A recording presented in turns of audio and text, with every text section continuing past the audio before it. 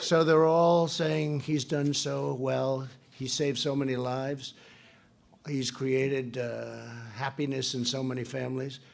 Sir, would you consider John Ponder for a full pardon? And I love doing it. And we are giving him absolute consideration, and I have a feeling he's going to get that full pardon. I have a feeling. I can't tell you, but I have a feeling. Come here, John.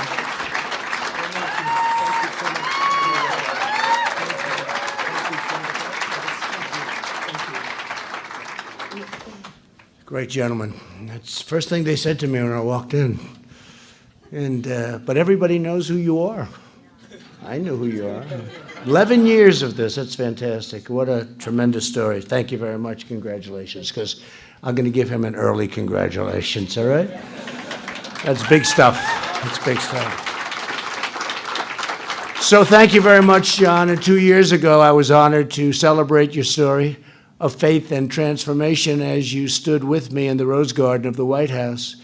It was a great day, a beautiful day. Now I'm thrilled to come to Las Vegas Police Department, and thank you very much for being what a group that is. That's some job you guys do.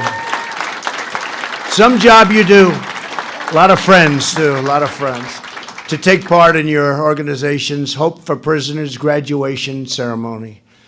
We are here to reaffirm that America is a nation that believes in redemption.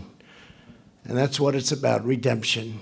We believe in second chances, and we want to bring returning citizens great people, in many cases, great people, and not in all cases. I'm not going to be too politically correct, fellas, right? Not in all cases, but in many cases, we want to rebuild their lives. They want to rebuild their lives. They want to help us and rebuild our country. And please, everybody, please sit down. It's a little bit late with that one, wasn't it? Thank you. That feels better, doesn't it, huh? But to the 29 graduates who are returning to your families, you have paid your debt to society and shown a commitment to change. You've overcome many challenges, broken free of addiction, learned new skills, and replaced old habits with fresh resolve. And John told us just outside a little while ago that it's an incredible class of talent. That word talent is very important. And now you have a chance to begin a new chapter that you are proud to call your own. And I have little doubt you're going to be very, very successful. Your future does not have to be defined by the mistakes of the past. Today we declare that you are made by God for a great and noble purpose, and you understand that. I mean, it's a great and noble purpose. And you're valued members of our American family, and we are determined to help you succeed, and we're going to work with you, and you're going to work with John and everybody else in this really incredible place that you've all put together, John. And you're going to be so successful. You're going to say, I'm going to be more successful than Trump. Going to be more. And I'll be happy if you do it, I'll tell you what. I'll be very happy about it. But as long as you work hard and follow the law and do your part to contribute to your communities, your best days are just beginning. Best part of your life is beginning. I really believe that. And your greatest years are just ahead. And to all of the family members and loved ones who have been through so much, of the graduates who join us today, we know your journey has not been an easy one, but your love and support make all of the difference. And we are tremendously grateful for the families, the loved ones, and I know they're even more grateful, because without them you wouldn't be here. You wouldn't be here. So I want to thank you. And joining us for this ceremony are two leaders who have devoted so much to advancing medical cures to help people overcome the stranglehold of addiction, Sheldon and Miriam Adelson, and they've been great friends of mine for a long time. Stand up, Sheldon. What a family. What a family.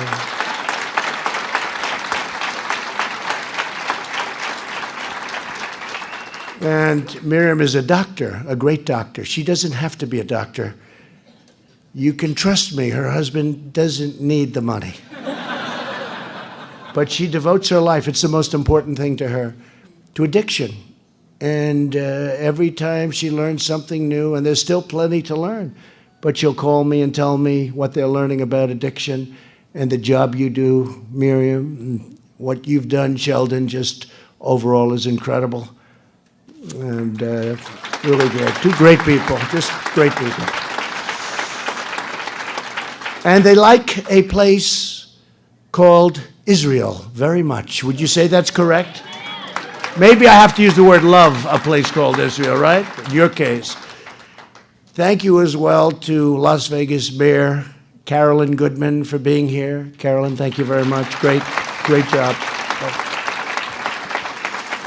And also the tireless advocate, because Carolyn has been very much involved with criminal justice reform, along with Jared Kushner, who's been very, very much involved. I don't know. I think Jared, I'm starting. Where's Jared? Thank you, Jared. Look at him. He never wants any credit. He does a lot. He works hard. But that's working out very well, Carolyn, isn't it? It's working out well for everybody, and tremendous support. And we had liberal support, we had conservative support, and they came to me and they needed some help, and we got help from some very unexpected places. Votes, we needed votes, and we got some great people, Republicans in all cases in this case, but we got some great people to vote for criminal justice reform. So, in fact, very conservative Republicans, so that was a good sign. Very bipartisan. And it was a terrific thing, and we really, we did something that they've been trying to do for a long time, and we got it done. We get a lot of things done. A lot of things done. Now, you see a lot of press back there. So before we go any further, I want to address today's sentencing of a man, Roger Stone. Roger Stone. He's become a big part of the news over the last little while. And I'm following this very closely, and I want to see it play out to its fullest, because Roger has a very good chance of exoneration, in my opinion. I've known, and you people understand it probably better than anybody in the room, I've known Roger Stone and his wife, who's really a terrific woman, for a long time, and Roger's definitely a character. Everybody sort of knows Roger. Everybody knows him, and most people like him. Some people probably don't, but I do, and I always have. He's a smart guy. He's a little different, but those are sometimes the most interesting. But he's a good person. His family is fantastic. He's got a fantastic family, and there's always a reason for that, isn't there? Roger was never involved in the Trump campaign for president. He wasn't involved. I think early on, long before I announced, he may have done a little consulting work or something, but he was not involved when I ran for president. And he's a person who, again, he knows a lot of people having to do with politics. His whole life is politics. That's what he is. And it's my strong opinion that the forewoman of the jury, the woman who was in charge of the jury, is totally tainted. When you take a look, how can you have a person like this? She was a anti-Trump activist. Can you imagine this? Now, you wouldn't know about a bad jury. Anybody here know about bad? No? These people know more about bad juries than everybody here, including the sheriff and the mayor and everybody. They know about bad juries. We're not going to say it too much, so let's not say it in front of more cameras than this. But you're my experts, okay? No, but this is a woman who was an anti-Trump person, totally. Now, I don't know if this is a fact, but she had a horrible social media account. The things she said on the account were unbelievable. She didn't reveal that when she was chosen. And she's, I guess, from what I hear, a very strong woman, a very dominant person. So she can get people to do whatever she wants. And she got on, then she became the four-woman on the jury.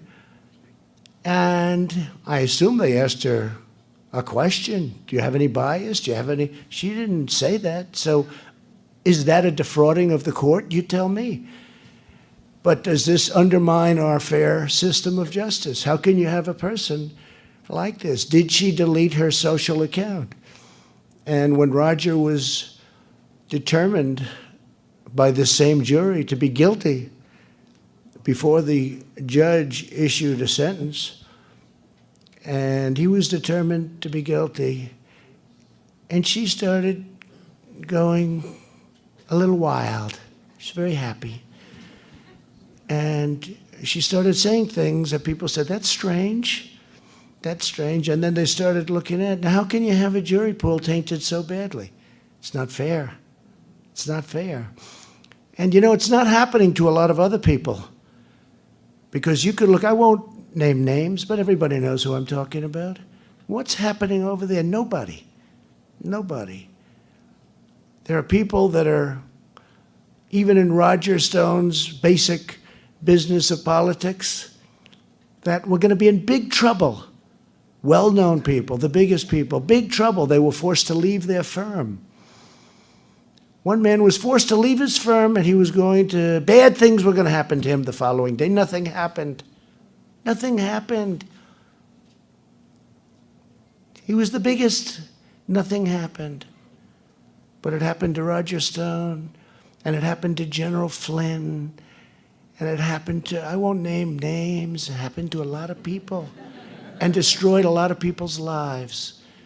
And I'm here to make a fair system. Again, Roger is not somebody who worked in my campaign. I know Roger, but a lot of people know Roger. Everybody sort of knows Roger. And what happened to him is unbelievable. They say he lied. But other people lied too. Just to mention, Comey lied.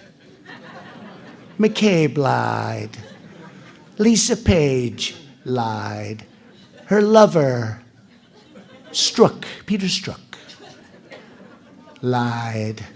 You don't know who these people are? Just trust me, they all lied. You had people that forged documents. You had people that wrote fake dossiers and brought them to the FBI and used people in the Justice Department to get them to the FBI. And these people know in the front row, you know better than anybody in this room what the hell I'm talking about, probably. So I'm only responding to you. I'm not even talking to the folks over there. But they get it better than anybody, too. A lot of bad things are happening, and we're cleaning it out. We're cleaning the swamp. We're draining the swamp. I just never knew how deep the swamp was. So if this woman was tainted, I hope the judge will find that she was tainted. And if she isn't tainted, that will be fine too. But I'm not going to do anything in terms of the great powers bestowed upon a president of the United States. I want the process to play out. I think that's the best thing to do, because I'd love to see Roger exonerated, and I'd love to see it happen, because I personally think he was treated very unfairly. They talk about witness tampering, but the man that he was tampering didn't seem to have much of a problem with it. I think they know each other for years. And it's not like the tampering that I see on television when you watch a movie. That's called tampering, with guns to people's heads and lots of other things. So we're going to see what it is. Maybe there was tampering and maybe there wasn't. But I can tell you that there was tremendous lying, really lying and leaking classified documents that you don't know about. But they leaked classified documents. You know, there was a young sailor who took pictures of an old submarine and sent them to his mother and a friend, and they destroyed his life. I let him out. They were considered classified. Now, Russia and China, I guarantee you, have the pictures of this submarine for a long time. The submarine was like 30 years old. They had them in the first year. They didn't have to wait for the 30th year. But this is a famous story. And they had these pictures, and they put him in jail. He sent them to his mother and to his friend. His friend was not interested in what you're thinking. And there were many other cases where documents were leaked, even accidentally. It's so, classified documents are so important that even if they're leaked accidentally, now Hillary Clinton leaked more classified documents than any human being, I believe, in the history of the United States of America, right? And she deleted 33,000 emails. And she said, oh, and by the way, if you did it, 5 years, maybe more, okay? But you'd never have access to classified. Very few people have access. She deleted 33,000 emails. I kept waiting. Because, you know, they can talk Benghazi, they can talk 100 different things. What people understand is when you get rid of this kind of evidence, so the United States Congress said, they subpoenaed her. They wanted to see her emails. After getting the subpoena, she deleted 33,000 emails. And they said, you remember this? Yes, the emails were about her yoga classes, her exercising, and her daughter's wedding. 33,000 about her daughter's wedding. That must have been the greatest wedding of all time. And nothing happened to her. And yet they'll put a young sailor in an old submarine with a picture, a couple of pictures. They'll put him into jail. And I pardoned him because it was unfair that she was able to do it at the highest level. And his level wasn't, what he did was, it was confidential. Confidential is a much lower class than classified. So I tell you this because it's interesting. This is part of our nation. This is what's going on now. So I'm going to let this process play out. And we want to have a great and fair court system. And I hope you had a fair and wonderful court system. But perhaps you didn't. Perhaps you didn't. And if you didn't, we want to straighten it out. But we have to straighten it out also at the top level. So we had a lot of dirty cops. FBI is phenomenal. I love the people in the FBI. But the people at the top were dirty cops. And if you would have read the report written about Comey, 78 pages of kill with a reference of, go get him. They really said it, go get him. And then you read about McCabe, and you see what they said, so bad. And we're just waiting. I'm not doing anything. I'm just sitting here, standing here, talking to you. We're waiting. So I just want to let the fake news media know that I just want to let them know, because there's few people more dishonest than these people, I will tell you that. And you have some very good ones. A hell of a lot more dishonest than most of you in the audience were. But I'm going to let the media know that I'm going to watch the process. I'm going to watch it very closely, and at some point I'll make a determination. But Roger Stone and everybody has to be treated fairly. And this has not been a fair process, okay? Thank you. So when I ran for president, I pledged to fight for those who have been forgotten, neglected, overlooked, and ignored by politicians in our nation's capital, and you understand that very well. For decades, no one was more forgotten than citizens coming out of prison who were ready to go into a brand new, beautiful start, but couldn't find a job. They couldn't find people who believed in them. And one of the great things that happened is I and my administration and a lot of very talented people that work with me, we created the strongest economy in the history of our country. We have the best unemployment numbers. We have the best unemployment numbers for African American, best in history, Asian American, best in history, Hispanic American, best in history. Our country is booming. We've never done better. It's the best economy we've ever had. So when people come out, as an example yourselves, you're going to get great jobs. I'll tell you the end result, and we do studies on this. People with businesses are going to hire you. They want you more than you want them. This is the first time this has happened. Okay? This is the first time. They want you to do it. And they wouldn't have given you that second chance. We call it second chance. But they wouldn't have given you that second, in some cases a third chance. That's okay.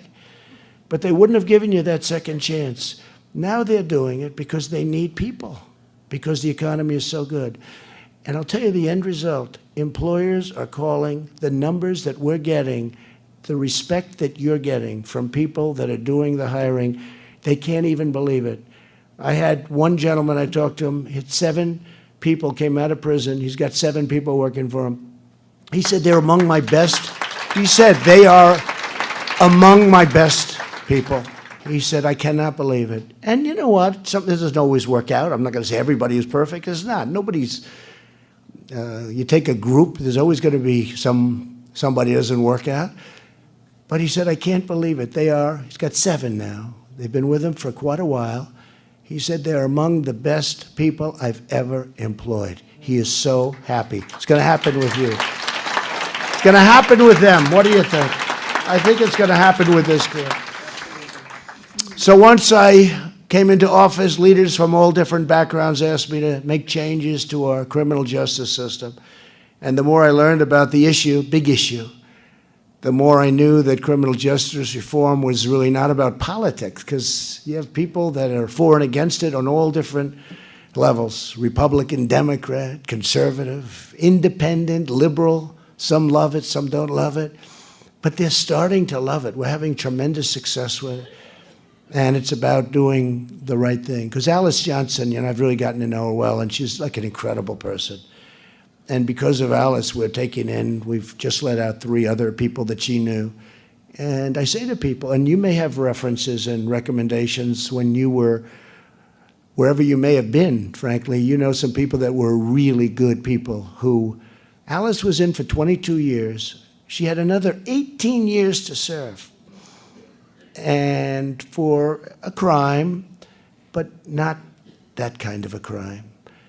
And I learned about Alice Johnson, and when I learned, it really, was really something special. She's an incredible woman. She came out of prison. You've seen the whole thing. We actually did a commercial on it. I did the commercial for people to see what this was all about. She came out. You couldn't hire an actor in Hollywood to have the emotion and the love and the tears and everything. She came out and she saw her family, who had totally grown up without her.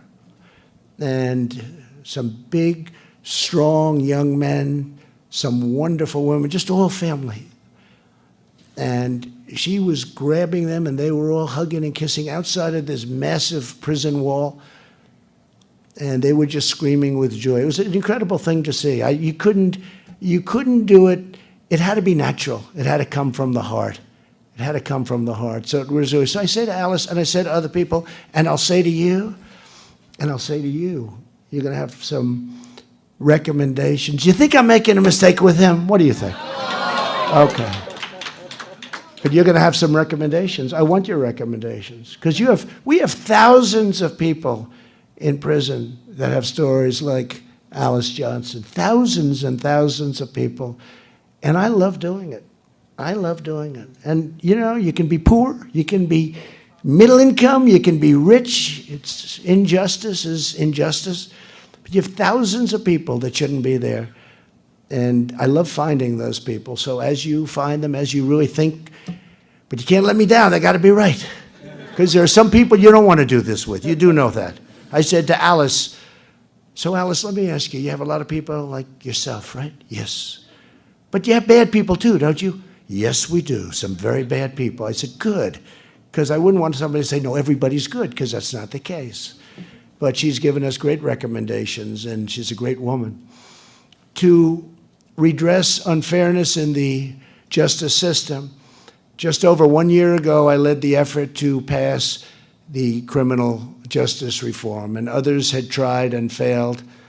They didn't try too hard because they know it couldn't be done, but we got it done. This law rolls back provisions of the really terrible 1994 criminal Clinton crime law that disproportionately impacted the African-American community. I mean, they like Clinton, but they passed a law that was a disaster. You know that. But we did something about it. They were unable to do it all the way back. We did something about it. And my recent budget provides over $400 million to expand vocational training, drug treatment, and critical reentry programs just like this one. Okay? You know that. He knows it. By enacting criminal justice reform, we're sending a powerful message to prisoners who have reformed their lives. When you return to society, we are not going to leave you behind. We're not leaving you behind. But now we don't have the excuse of a bad economy. They used to have the excuse, well, we can't do it. The economy's no good. The unemployment rates were very high. We're down to 3.5%. We're probably going lower. And wages are going up. First time in 21 years, they're really going up and going up. It's a beautiful thing. If you're like in my world, it's a beautiful thing to watch. It's like a picture. Everyone in this room is here to make sure that you have the support that you need to succeed, thrive, and to never, ever look back. You're not going to look back. We're not going to look back.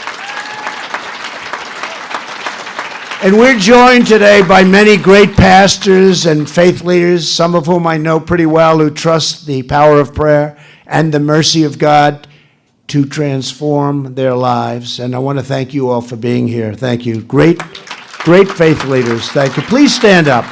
Please stand up. Great. Thank you. Thank you, Father. Great job. Actually been to a couple of their churches. Thank you very much. Also with us are employers of many different industries who are here to recruit you. Don't ask for too much. Just take it nice and easy. Don't forget, they want to make a good deal, but you do too. But they want to recruit you for great jobs, and they're here. Who are the people that are looking? Who are the people, the employers? Please, yeah, stand up, please. That's great. That's great. That's good. Great. You're going to be happy.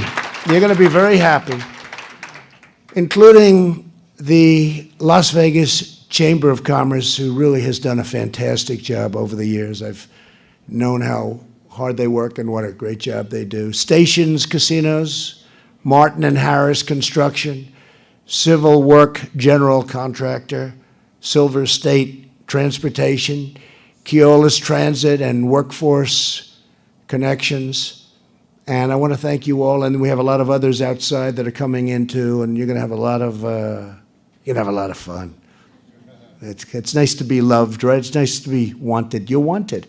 You're wanted. Finally, you are. You're wanted. All right, John? Finally, we're really proud to be joined by more than 80 men and women. These people are so incredible, of law enforcement. The job they do, Sheriff, the job. Please stand up.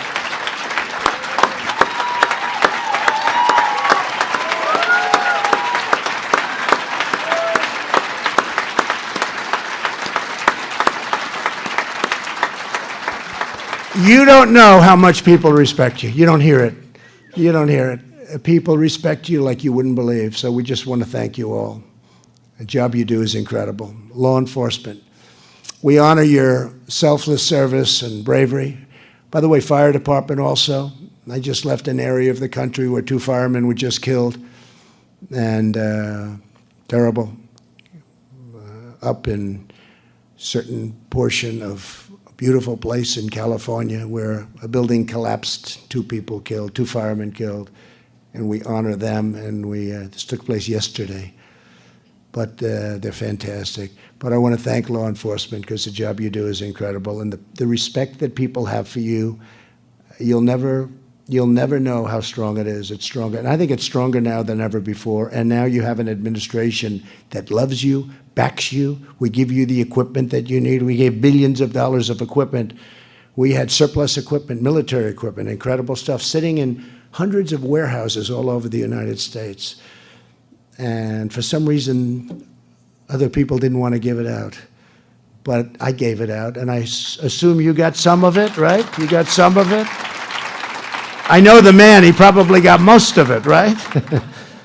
That's good. It keeps you safe. As you know, Hope for Prisoners has pioneered a mentorship program with law enforcement, which has given strength and support to former inmates like Lois Hocker-Smith, and she joins us today.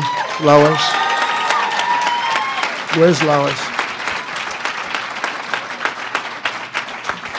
For many years, Lois struggled with addiction. In May of 2012, she found herself pregnant and in jail. After she served her time, Lois participated in Hope for Prisoners program. She graduated in 2013, and since then, Lois has stayed totally sober. She's earned back custody of her precious, beautiful son, and she is one of the best case managers here at Hope for Prisoners. Is that right? That's good. That's good. Thank you. Wow. Come on up here, Lois. Come on up here. Through it all, Lois has been encouraged by her mentor, who is the same officer who arrested her nearly 8 years ago, Lieutenant Steve Ryback, who also joins us today. Hey, Steve, come on up. Is Steve here? Steve is here. Steve, come up. Thank you. Whoa, he's good looking, huh? Come here. Let's say thank you. Thank you. We're with you 100%. That's great. Please, do you like to say something? Yes. So first of all, I want to thank this officer. He saved our lives that night that he arrested me and my son. He arrested me. I was pregnant with him, and I gave birth to him that night. And not all our heroes wear capes. Some wear badges. Had he not been doing his job that night, I wouldn't be here. John Ponder, listen, we've been through a lot of things together. 2012, that's when I went through the program, and my life changed that day. I am standing in front of the president, a little bit nervous. I just want you to know that I'm standing amongst heroes, but you guys, if it wasn't for you guys to come back in and for me able to pour back into you, this is how I keep it, by giving it back to you guys. Thank you. And thank you, Mr. President.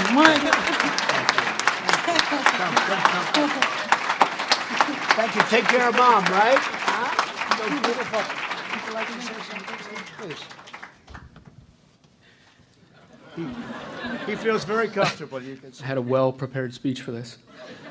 The credit 100% goes to Lois, and to be completely candid, I was doing nothing no different than I had done for years and years that night. I definitely believe it was divine that we came across each other, but the credit goes to her. The credit goes to John. The credit goes to you guys as hopefuls, and I just wish you a tremendous amount of success in the rest of your life. It's only forward at this point, and you have an incredible team, an incredible community, and I'm so honored to be a part of it. But again, the credit goes to these people right here. Thank you. That was a good job. That was a good job. Wow. He did okay, fellas, right? He did okay. He did a great job. Thank you both, Lois and Steve. You remind us really that all of us, that anything's possible. And Lois is among the roughly 100 Hope for Prisoners alumni here today, all of whom are doing incredibly well. Please stand. Please stand, all of the alumni. Wow. That's great. That's great. That's great.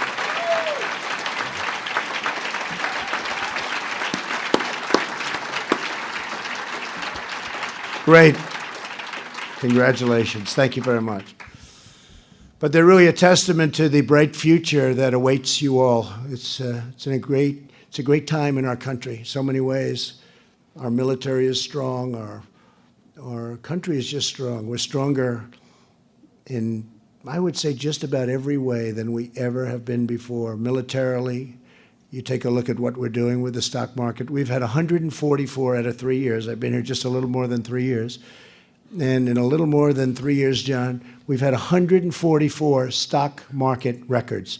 Now, that's good for everybody. It's good for your 401ks, and it's good for jobs, and it's good for, those are the ones I think about first. Jobs, 401ks, and people are making a lot of money, and people are getting tremendous. You'll be investing some of your money in this now. You'd be doing fantastically well, and you're going to have 401ks or something, the equivalent, and you're going to do fantastically well. And, you know, as I say sometimes in speeches, the best is yet to come. We have tremendous potential. We've just made some incredible trade deals that will soon start kicking in. It's going to make it a different country economically. As good as it does, it's going to be much better. We had horrible, horrible deals, or no deals at all.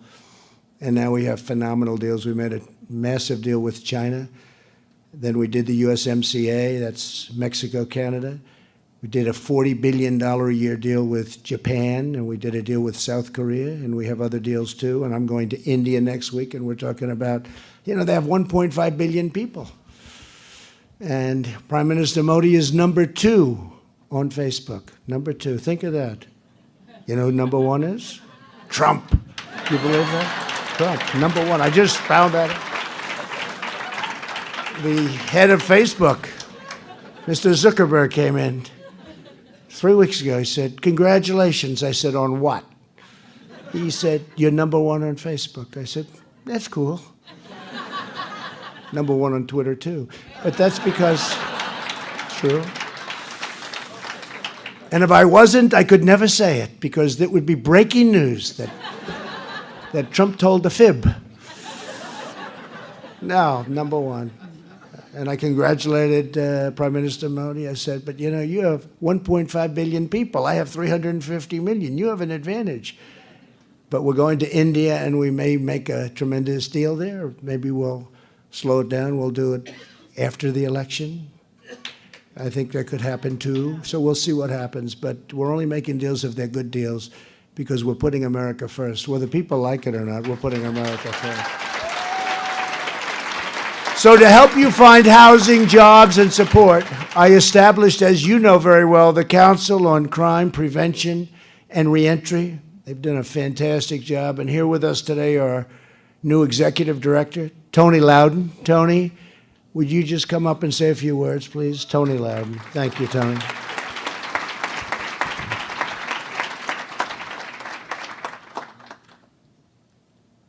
He looks good. Thank you, sir. Please. John. To God be the glory. Listen, this is what reentry looks like. When our law enforcement, our returning citizens, our faith community, business, and our community, along with their children, can come together in a holistic approach and bring us together. Under this president has showed America what reentry looks like.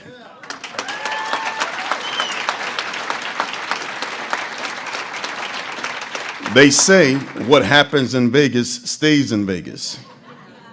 But I want to tell you that today, the entire world have been put on notice that here, John, under this president and our administration, this will no longer be a secret. This will be the norm for America. God bless you. Thank you, Tony. Wow.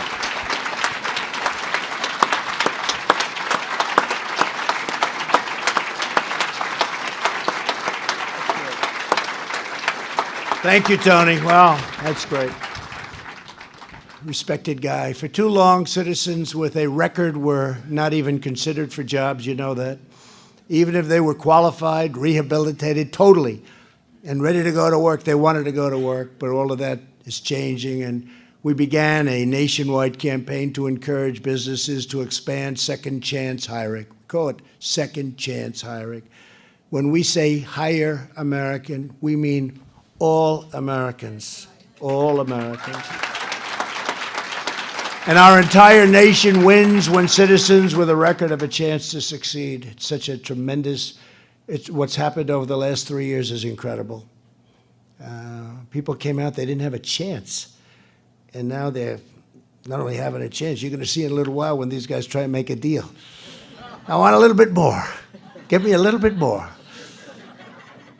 Together, we're rebuilding the most prosperous economy and the most inclusive society, John, ever to exist. We are becoming a very inclusive society, much more so than in the past. And a lot of people haven't figured that out yet, but I think they will. I think people are going to figure it out pretty soon.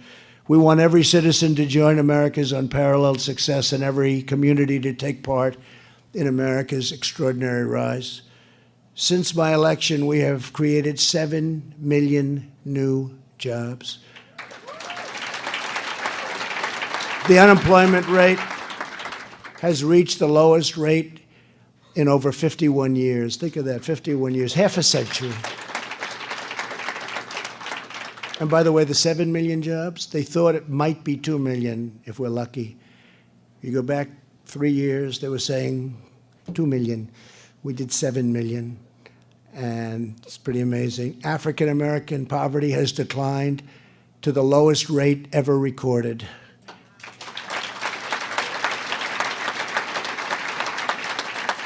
But I think one of the things we're most proud of in this incredible economy, we'll call it Trump economy, we'll call it the Ponder economy, we'll call it something.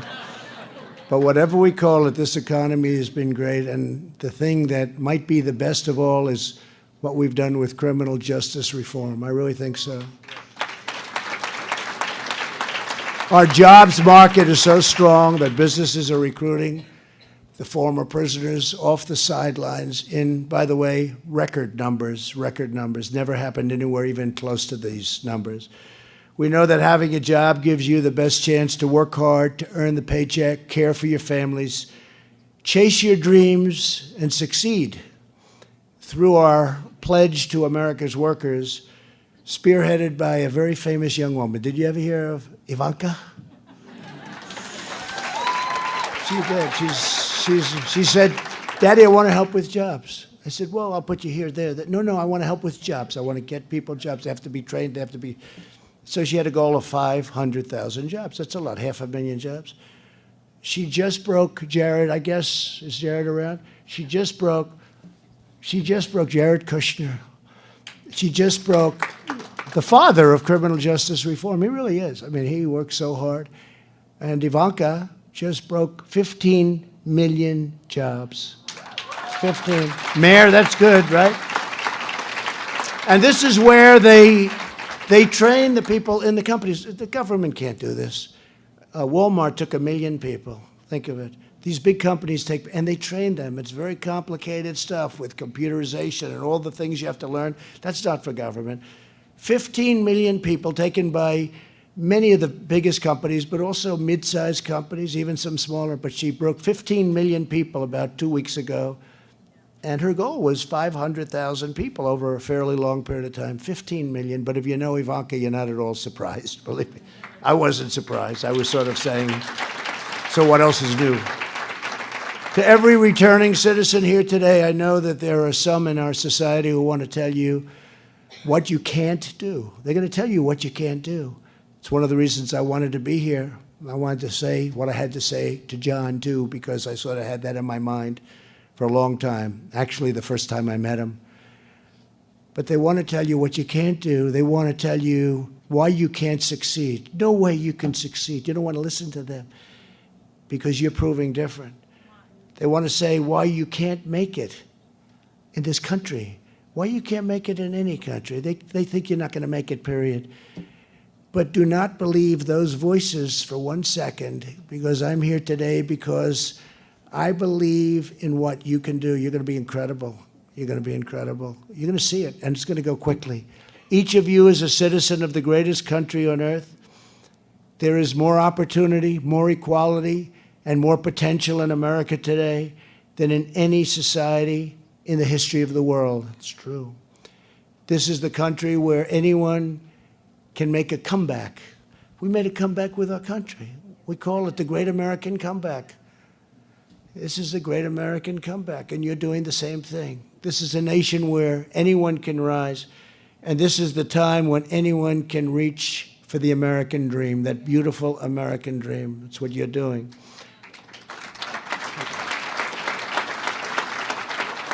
And whenever you have any doubt, whenever the road gets tough, and it will, you'll have those days. I've had those days. I mean, I didn't do anything wrong, and they impeached me a few weeks ago, right? They impeached. I said, what happened? What did I do? Ay, ay, ay. You think that was fun, Mayor? You think that's great to be impeached? The good news, my numbers went through the roof. I mean, you explain this to me. Explain this to me. But you'll have those days, right? You're going to have those days. But you're Americans, and you're great Americans, and Americans meet challenges, you defy expectations, you never give up, you never lose faith in the redeeming power of Almighty God. And from this day forward, I'm here, I'm the president, I don't have to do this. I could be someplace else, but I wanted to be here. And I had plenty of choices. One thing as president, the mayor can tell you, we have plenty of choices, right? We have a lot of choices. I wanted to be here. But I ask each of you to seize your unlimited future. If you do, you will make the most of your incredible newfound freedom. You're pioneers in a way, because you're at a point in the country when it's just all come together. You will unlock your unique talents and skill and aspirations. You'll join a great project of national renewal, and together we will make our country stronger than ever before. Thank you very much for being here. God bless you, and God bless America. Thank you. Thank you.